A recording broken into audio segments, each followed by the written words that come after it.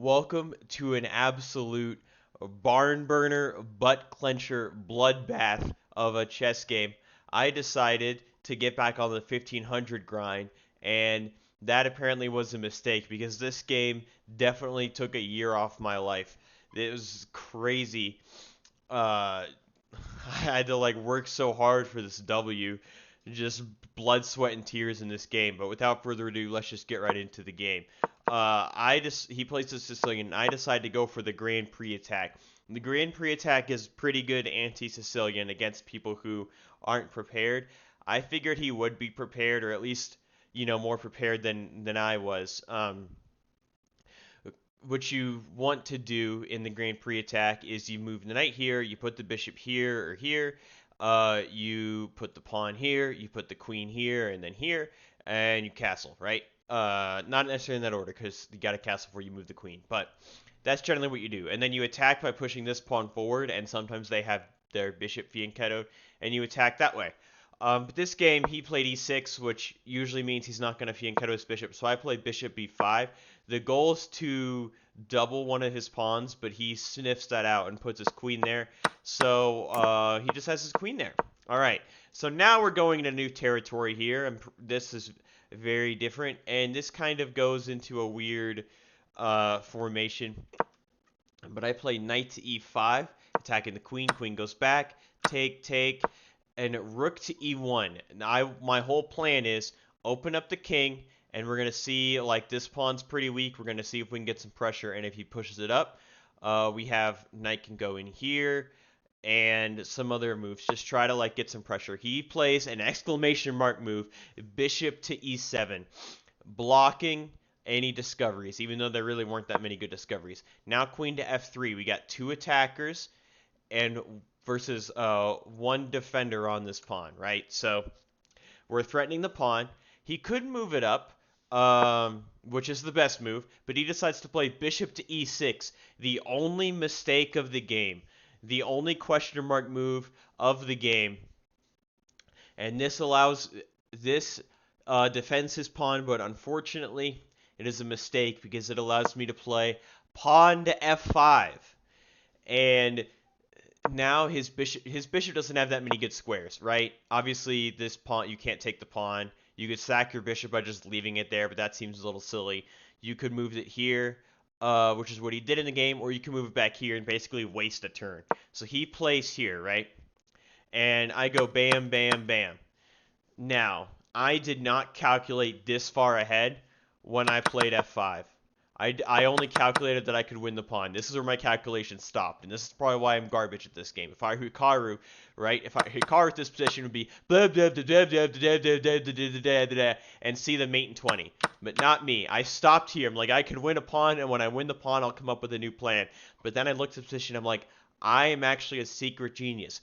The bishop is under attack, right? It's defended twice, but here's the problem. This is checkmate because the knight protects it. So how is he going to defend this? The computer likes queenside castles. Defending the bishop, it doesn't defend the pawn, but it does defend the bishop, and it protects the king from getting checkmated. And white is ahead here, but black is still very much in the game. So instead, he goes regular castles and gives up the bishop. So after a trade, computer didn't want him trading queens, but after a trade, now he protects his bishop. The bishop out here, knight moves out of the way, and rook goes in. We have a trade, and bishop to f6. What a move. It opens up a discovery attack on the pawn, and opens an attack here. I, of course, do not see the attack here. I only see here, so I play this, but it ends up being the best move. It ends up being the best move because I can only save one pawn, and I saved the correct pawn. So, accidental genius right here. Bishop goes out of the way, rook goes back here, and rook defends. It wanted me to, to basically, I see. I missed a very winning move here. Rook to e1 basically forces a trade. Or, yeah, it basically forces a trade because if he, goes after this pawn, this is checkmate. So, I missed that. I decided to play defense. Okay, my plan is I'm going to play defense. I'm going to slowly make progress with this knight on these weak pawns, and then, just defend with my rook, bishop, and king, literally all my whole position, and try to just use this knight as my only offensive piece. Just hunker down and slowly try to bring my advantage to fruition. Pawn to h6. Now I no longer have any checkmate ideas. Bishop to d6. I'm guaranteed getting this pawn now, because his bishop cannot defend it, and if his rook cannot defend it either, because my bishop's covering that square. So now bishop goes to h4, take, rook goes back here, forking the bishop and the pawn. So I just basically have to go here, offer trade a bishop, bishop goes out of the way, and I could defend the pawn with g4, but it's not actually that good. I go rook here, offering a trade, and he takes the pawn. Knight goes over here, he attacks the knight, and now my knight attacks the rook, and he plays rook to f6, but that allows me this move, knight to e4 with a fork. Oops, I can't draw arrows. With a fork. Now I'm guaranteed getting this bishop traded off, and this game just got 10 times more winnable because I have simply an extra bishop. He does not have that many good defenses, but he's not going down without a fight. Not going down without a fight. He's going after the pawns, does some checks. I offer a trade, check, goes back, and now he goes to the computer. Actually wanted him to trade there, but I mean, I don't think you should. This is just super winning for white either way. But I have to play really well. I'm got 3 minutes left, and I could easily blunder because I have blundered these games before.